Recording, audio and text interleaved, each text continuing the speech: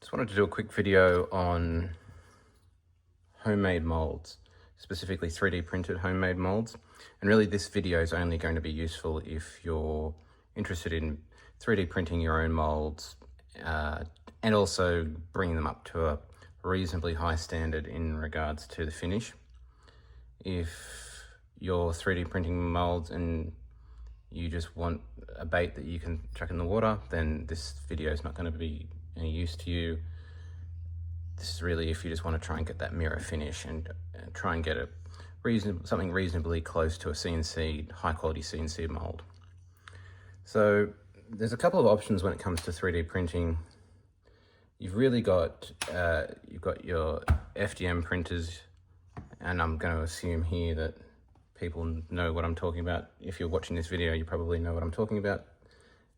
This is not scripted either way, this video. I'm just kind of winging it, so apologies for any dodgy production value.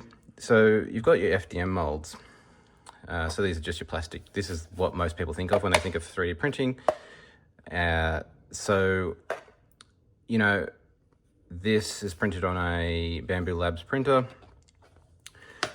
You know, it's reasonably good quality on the flat surfaces, and then, you know, it struggled a bit in here. This is a reasonably tricky mold to print.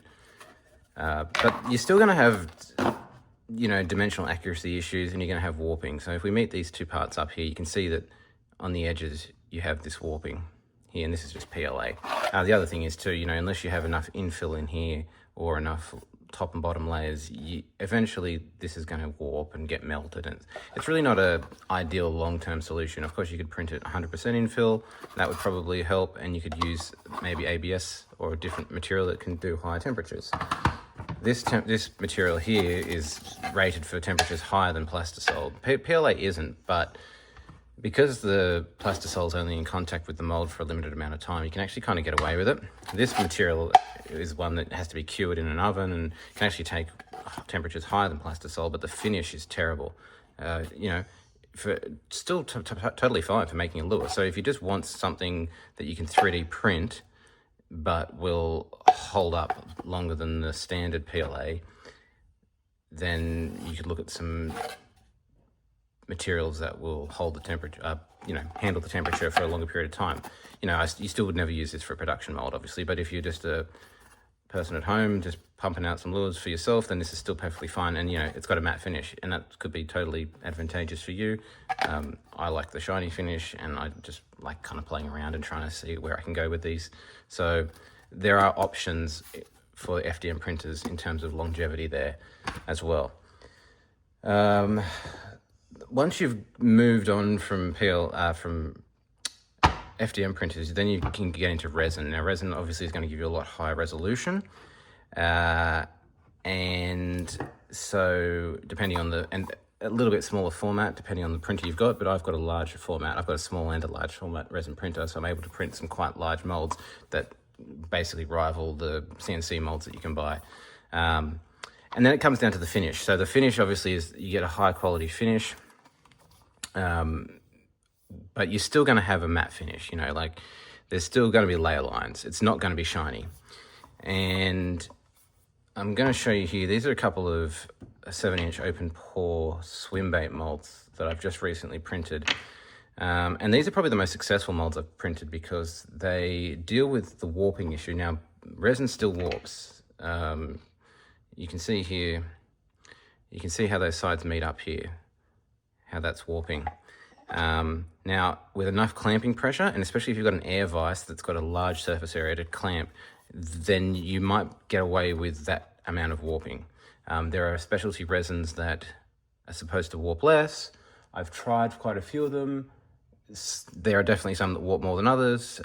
One of the ways that you can prevent this from happening is by curing your resin pieces in water. So that is, you take them off the bed, you clean them, and then you put them in water and then cure them in a container of water in your UV curing machine, or, you know, out in the sun, whatever you want. I prefer a machine because it's a bit more even, but the water, there's a bit of chemistry and some fancy stuff that goes on. If I remember, I'll put the link in the description, but it does definitely reduce the amount of warping that you experience. The other thing that has the big effect is just purely the design of the mold. So this is an example here of a test I did. So this mold, see, is extremely thin. So it doesn't really have much structure to hold itself in place or resist the warping. So that's one thing to keep in mind. This one's a bit thicker, and you can actually see this one's warped in the center. Like, so, yeah, I haven't quite figured out why some kind of warp out and some warp in yet. I'm still kind of working on that.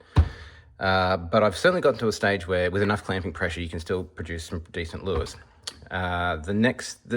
If you're going to start with resin, I would recommend starting with open pores, because obviously then you don't have the mating issue that you have with this, because you really need like a perfectly flat surface. I have experimented with removing any mating tabs and then like planing the surface down and like sanding it back, and it does help, it works, but you know, it's a lot of work, and yeah, I've thought about like maybe running it through a planer or something like that, but it's starting to get to the point where it's like, oh, this is a waste of time. So in terms of improving the quality of the finish, there's a couple of options there. I'm just jumping around, but I'll stay on the warping for a sec. So yeah, clamping pressure obviously can help with that. Thickening your mold. So this is that's the most obvious thing, you know, just really thicken the mold up. Obviously the downside to this is you're going to use a lot more resin. Even with the additional cost of the resin due to the thickness, you're still going to end up with a cheaper mold than a CNC mold, depending on where you buy it. You know, from some of the higher quality CNC vendors, you're definitely going to save money. Maybe some of the cheaper, the Chinese ones or some of the other countries, you might kind of coming in at parity. But certainly thickening the mold, the dimensions, gives it a lot more rigidity and reduces warping. Then it comes down to quality. And so this is an open pore. So I would recommend starting with open pores, because you have a lot less, you don't have the mating issues that you have with injection molds, and so you don't really have to worry about any terms of any flashing. The reason, by the way, you want those sides to mate, of course, is to reduce the flashing. So if you tried to inject this as it is, like here, if this wasn't clamped tight and closed like that, then you would get a lot of flashing in your lures. So in terms of the surface finish, there's a couple of options for resin. The first one I tried, which is reasonably successful, is actually using just some of your liquid resin out of your vat and then curing that in place. So I've heard of some guys just taking it out and just chucking it straight into your curing barrel, straight into the sun and curing it. You could obviously do that because there'll be some residual resin over it, and that will kind of sit in between those micro layer lines. I prefer to clean the whole thing and then come back with a little paintbrush and just very carefully paint in the resin and then cure it with a little UV torch like this. So I'd paint it in and then just use a UV torch just to kind of cure it in place.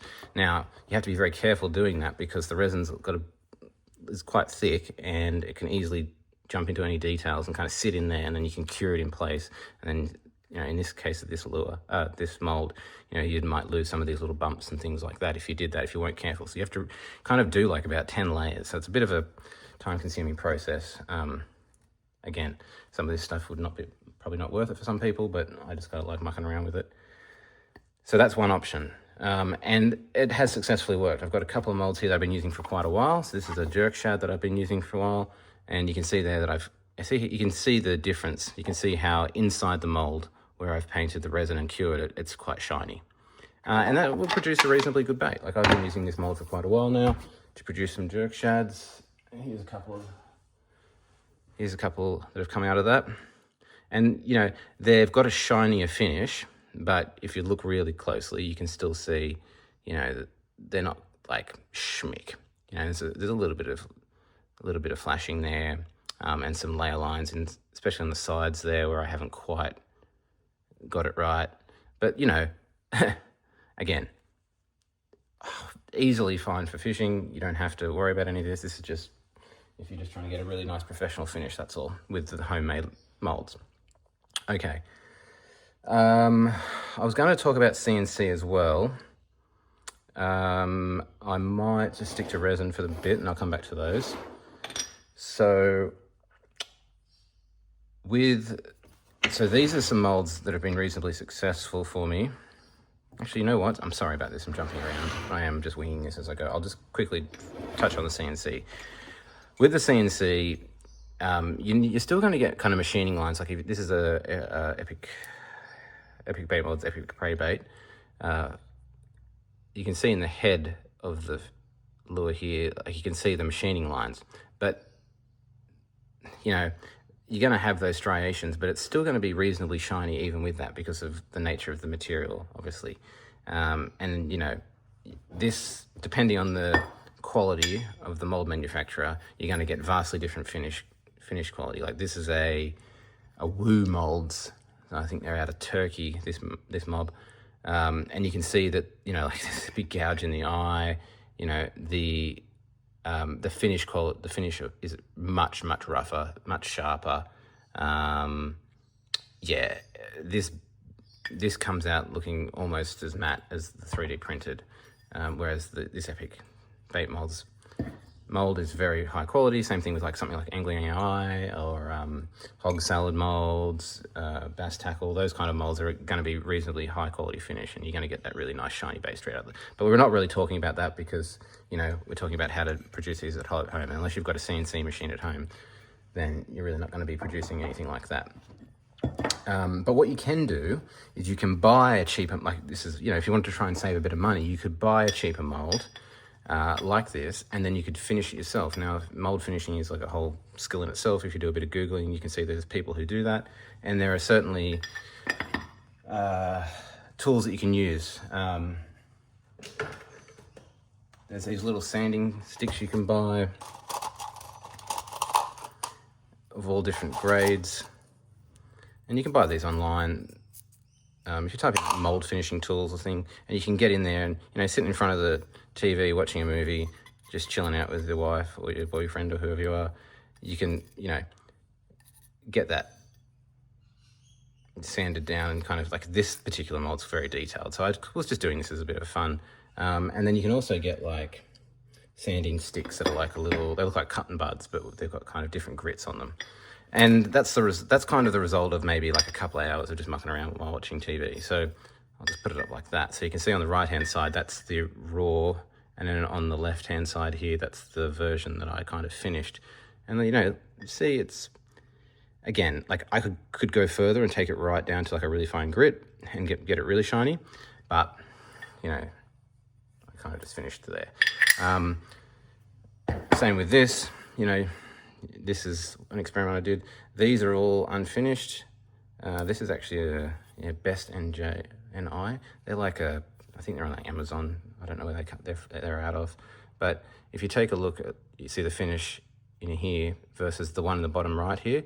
This is the one that I kind of had a little go at to try and finish off nicer. So again, a lot of work. Might be more better for you just to buy a good quality mold from like Angling AI or Epic Bait Molds. Right, so that's trying to just put a nice finish on your CNC molds. If you're purchasing some cheaper ones, that's an option that you could consider as well. And there are a couple of videos online if you look at mold finishing. I just realized I've got little sanding sticks here I can show you. So that's what those little finishing sticks look like.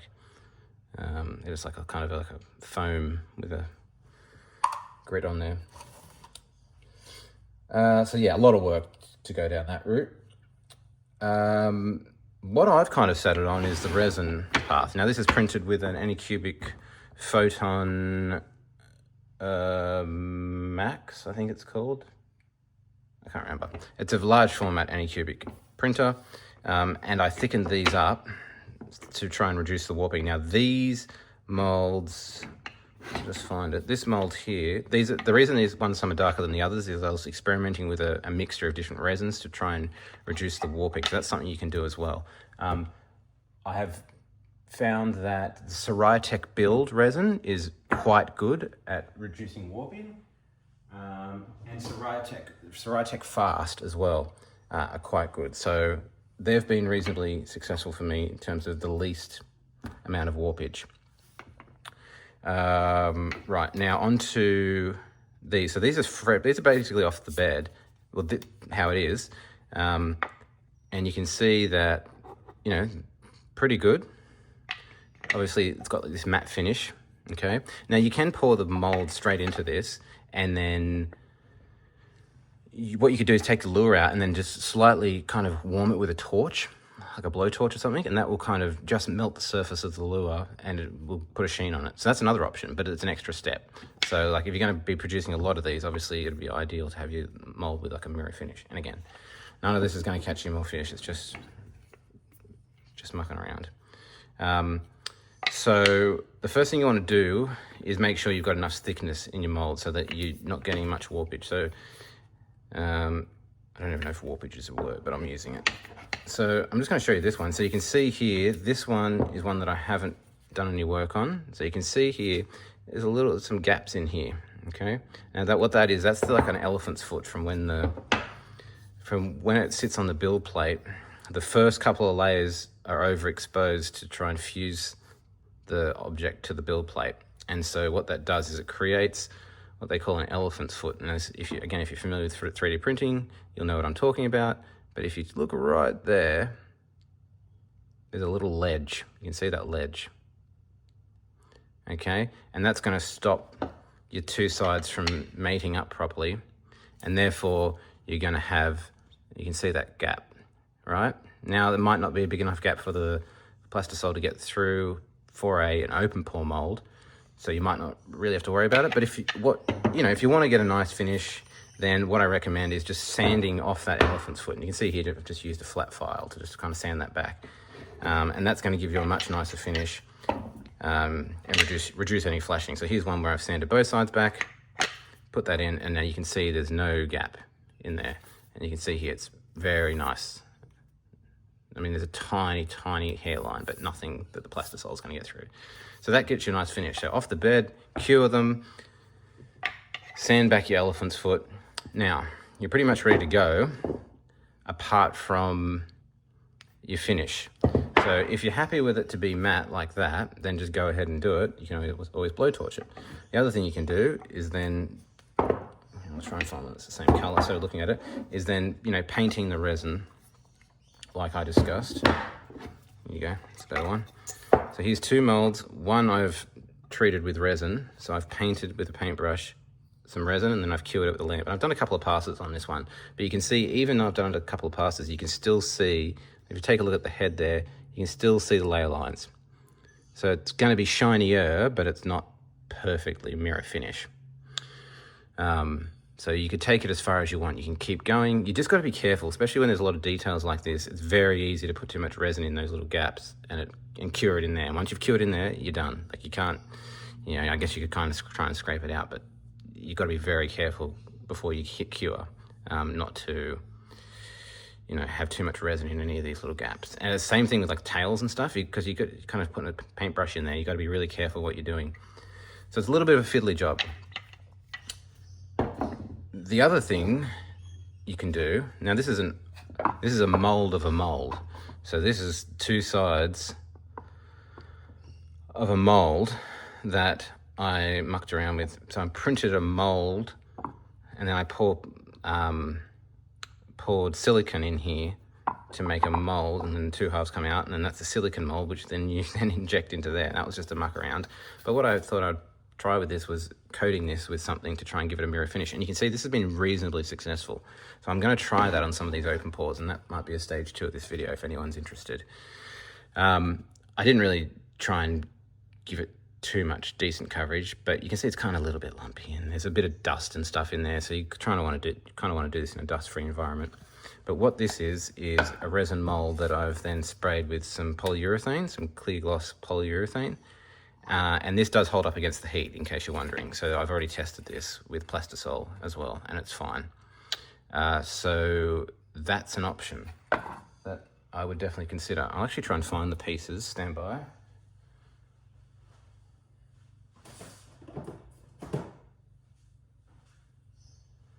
So this is actually, this is just some remelt that I used just to test it, but this is not silicone, but this is just plastisol. Bit of remelt plastisol, but you can see there, that's kind of the finish that I got. I might have even coated this again since I did that. Obviously, you would never use plastisol to make a mold. It was just me testing. What I was testing here was the compatibility. I wanted to make sure that the urethane didn't inhibit the curing of the plastisol. So that's something to keep in mind too, is that especially if you're using platinum silicon, it's extremely temperamental when it comes to curing. So if you tried to put platinum silicon over the top of urethane, it would probably not cure. And if you try to make a mold of a resin with platinum silicon, it won't cure, because there is someone who knows more about this can answer this in the comments, but there's chemicals that are in the resin that inhibit silicon curing. So you can use tin silicon as well, but tin silicon doesn't last as long. So if you want something that's going to last longer, then you kind of want to use platinum. But there are things you can spray on to kind of stop that from happening. The other thing you can do with resin to stop the silicon inhibiting is just let them sit for a long time, and eventually whatever that chemical is will off gas. So I have tried with some resin molds that I've had sitting around for years, and they're fine. If you do it with a fresh one straight off the printer, it ain't going to cure the silicon. Right, so that's a whole bunch of just random tips and tricks. There's really nothing too specific there, other than to say what I'm going to go ahead and do as maybe a second part, if anyone's interested, is I'm going to go ahead and I'm going to spray these with the polyurethane, these open pore molds, and we're going to see how that finishes up.